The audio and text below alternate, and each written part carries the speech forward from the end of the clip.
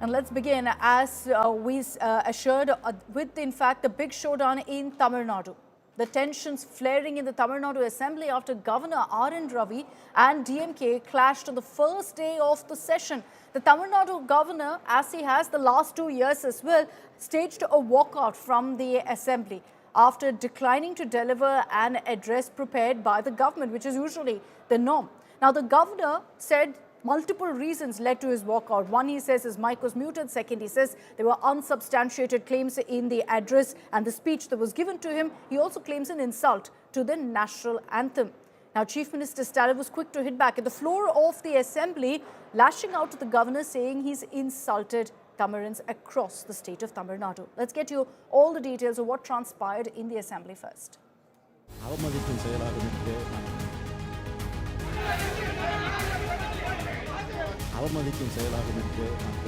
It was a power-packed first day of the Tamil Nadu Assembly session. Tamil Nadu Governor R.N. Ravi and Chief Minister Stalin locked horns in the Assembly. R.N. Ravi walked out without reading the customary governor's address. Tamil Nadu Governor alleged that the address prepared by DMK government was filled with inaccuracies and unsubstantiated claims. After R.N. Ravi walked out of assembly and left, Raj Bhavan released a statement which claimed that governor's mic was repeatedly switched off. The statement also added that R.N. Ravi was interrupted when he tried to change the speech prepared by Tamil Nadu government.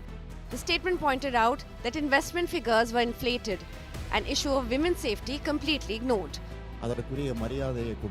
Chief Minister Stalin hit out at the governor during the session and cited similar past behavior that he claimed insulted the Tamil Nadu Assembly. 10/4/2023 அன்று ஆட்டுக்கு தாடியும் நாட்டுக்கு ஆளுநர் பதவியும் தேவையில்லை என்று பேரறிஞர் அண்ணா அவர்கள் கூறிய போதிலும் அதை முத்தமிழறிஞர் தலைவர் கலைஞர் அவர்கள் வழிமொழிந்த போதிலும் அந்த பதவி இருக்கும் வரை அதற்குரிய மரியாதையை கொடுக்க அவர்கள் முதலமைச்சர்களாக இருந்த நேரத்தில் தவறியதில்லை. அவர்களது வழியை பின்பற்றி நானும் அதிலிருந்து இம்மி அளவும் விலகியதில்லை. The issue has snowballed into a full-blown political storm with BJP analysts attacking DMK for treating a constitutional post as its mouthpiece. It is a very big issue that, expecting, as I already mentioned, expecting the governor to be a mouthpiece of the DMK's government is not fair. You want the governor to come and validate your lies. You want the governor to come and support your manipulative ideas and thoughts. And the governor has refused to do that. It is very simple. So the chief minister getting upset over that is obvious. The governor categorically refused to state the same and speak the same. He sought the correct data and he wanted that to be set right. And M.K. Stalin, instead of sticking on to the governor's speech, wants to have his own narrative filled into the governor's speech. While DMK accused the governor of working with a hidden agenda. Yeah, we've been used to it because we very well know our assembly proceedings will be boycotted by the governor. Governor has his own political views in that aspect. So he had a fixed agenda to express. Amid heightened political tensions after the fireworks in the assembly, this just seems to be a trailer of a bigger showdown ahead of the assembly elections. With Pramod Madhav, Anaga Keshav and Apurva Jayachandran, Bureau Report, India Today. So let's take you through the two versions that have essentially played out in the Tamil Nadu Assembly. It started, of course, with the governor refusing to address the House, as is the norm, and then going ahead and staging a walkout. He's done this in 2025, he's done this in 2024, and previously too, it's always been a bone of contention. And as, in fact, we get you those details of really what's played out, you had Governor Ravi saying that his mic was switched off repeatedly. Now, Chief Minister Stalin hit back saying the governor is trying to stall state administration. And this is because you had Governor Ravi saying issues linked to people were ignored in the address. So he says, I don't want to read out the speech because of the text that was in it. Now, Chief Minister Stalin has said that essentially what was given in the speech, the text of it reflected what the people of Tamil Nadu felt. This was their voice, essentially, that the governor refused to speak. The governor called all of the claims made in the speech as misleading, said it was full of inaccuracies and unsubstantiated claims. Now, to that, Chief Minister Stalin has said that this is an attempt once again by the BJP to centralize authority and to take away power from the state via governors. This has been, in fact, one of the big showdowns.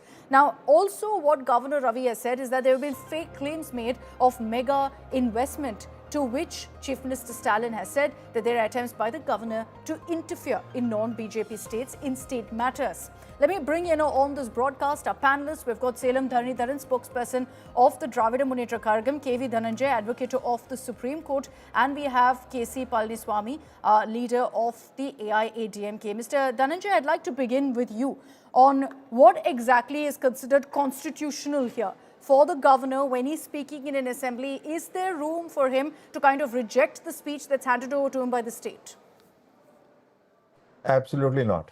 And this is a scripted speech, and we follow this convention from what we've seen happen in the UK. It's called a King's Speech. There's also a very popular Hollywood movie by that name. The governor reads out a scripted speech, and the speech will always be congratulatory to the government of the day. So for the governor to say that there were inaccuracies doesn't make any sense. It's entirely possible that people would be dying of hunger, and it did happen in UK. There was a time when people were dying of hunger because there was no food to eat, and yet the government wanted to congratulate itself. So it wrote a speech that was very congratulatory, and the governor simply had to read it. I mean, the monarch there, the king, had to read it in England. So why do we have a problem here in India? It's meant to be a scripted speech, and for the governor to say that there were inaccuracies here or that some things were exaggerated just doesn't make any sense at all. Now, it's understandable if the governor had a problem with the speech once, but now, looking at your broadcast, it's like the governor has had this problem 3 years in a row. Yeah, third time. And that essentially, yes, 3 years in a row, that's a lot. So the governor seems to be creating an issue here. The governor, ought not to be doing any of these things. No, but I want to understand from you also, Mr. Dhananjay, is there room for misrepresentation or for going ahead and understanding what the Constitution says in a different manner? Because if the governor is repeatedly doing this and there's nothing that's been done about it, third year in a row that he staged a walkout, is there room for misrepresentation of what's being said in the Constitution? Well, the Constitution is quite silent about it. So this is a convention. So this is a healthy convention that we've followed from England and from many other Commonwealth countries that believe that this always is that this is a healthy tradition. I said convention and also tradition. Tradition because it's been followed for a very long time, hundreds of years. So, at the start of the agenda, you have the governor or the monarch come forward and address the gathering. How? Through a scripted speech. And the scripted speech at the end of the day is always going to be inaccurate. How objective can it be? And does it make any sense for the government of the day to hand over to the governor to read, a statement that's critical of the government? It's never going to happen. So the governor, I think, is misreading the Constitution, or is being wrongly advised, or the fact that, it's happening 3 years in a row also means that the governor seems to really not understand his proper role under the Constitution. And there's a larger context here. The larger context is the fact that in Tamil Nadu, a good number of bills were not being assented to or approved by the governor for a great deal of time, years together.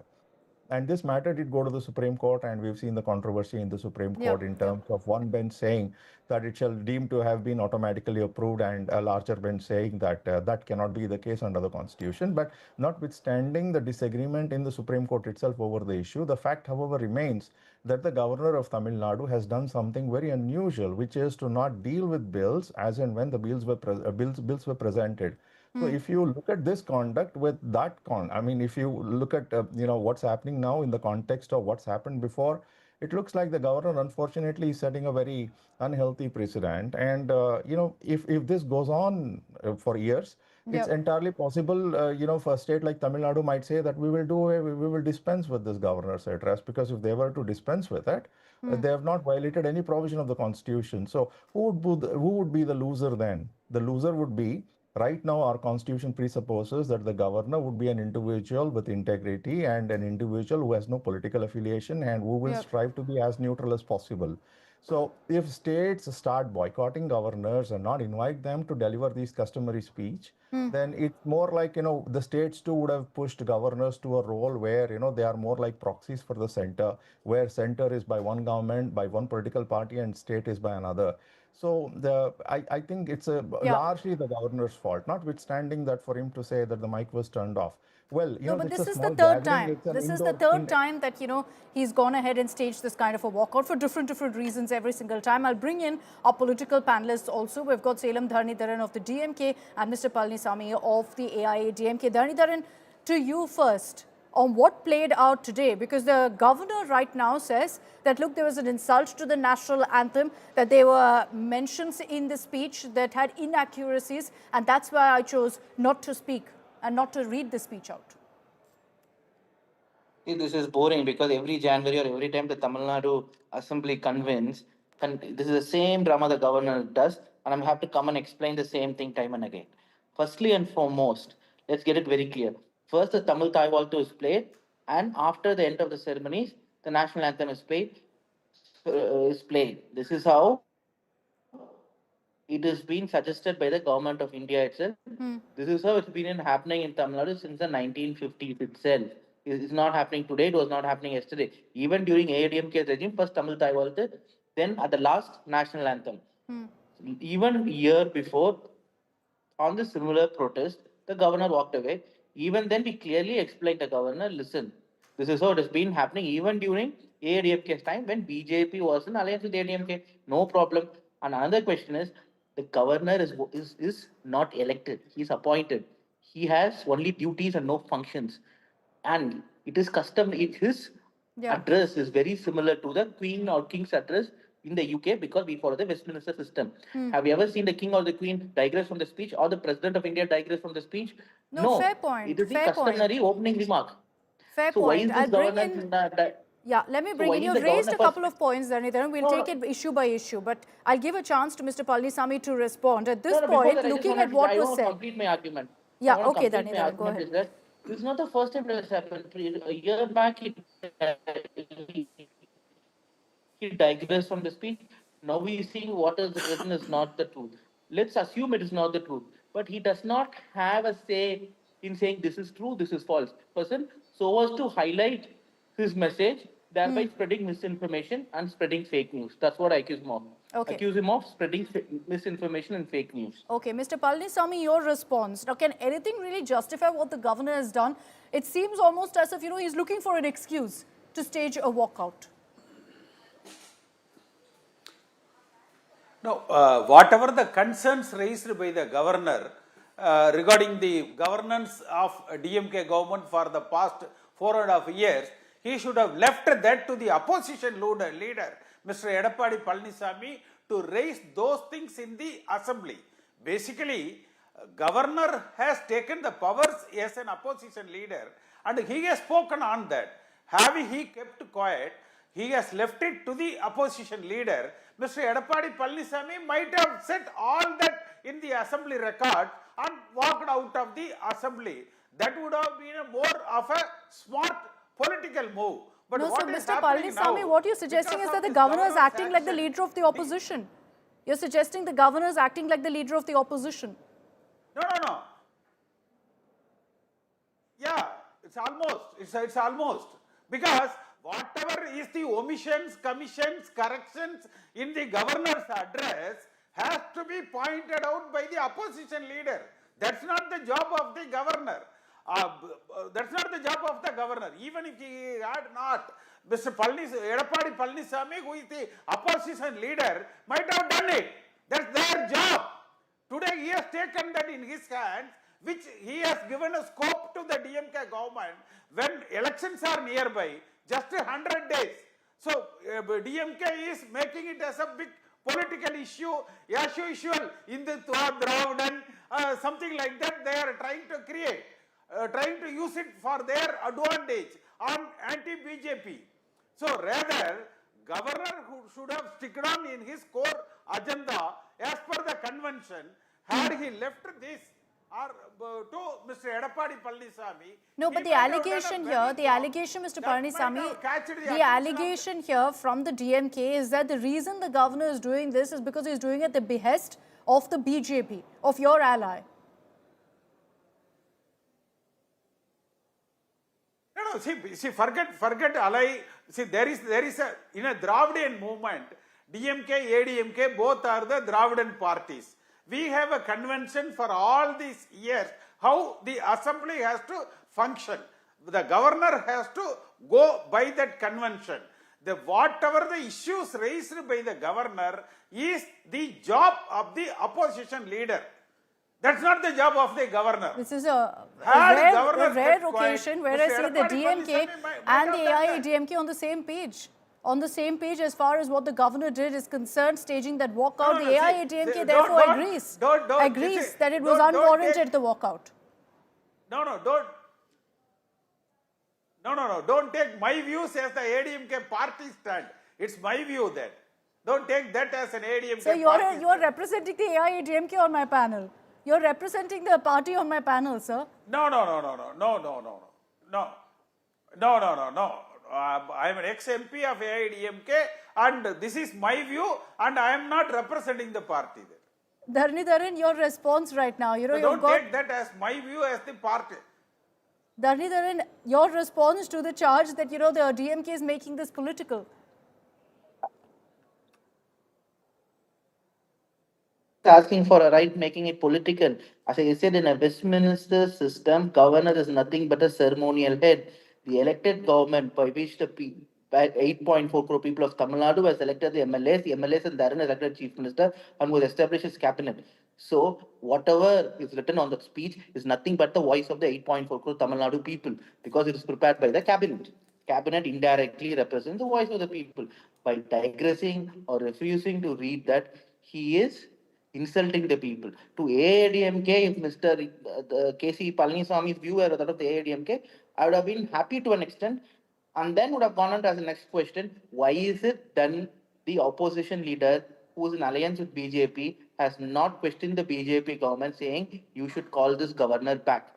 And why is this only happening in states ruled by non-BJP parties or rather parties in opposition to the BJP? Why has it not happened in Madhya Pradesh, Gujarat? Can you tell me that 25 years in Gujarat Assembly has any governor digressed from the speech given by the elected government? Even one occasion, I can say in all socio-economic metrics, Gujarat is bad, right? Or bad, or rather in related terms, that's worse than Tamil Nadu. We have seen bridge collapses happening in Gujarat. We have seen a lot of crime happening in Gujarat. Why has governor not refused to speak there? Or why has he not digressed? Or why has it not happened in Madhya Pradesh when BJP is in power? Or in Bihar when BJP is in power? Why is there one constitution for BJP rule states and one constitution for non-BJP rule states?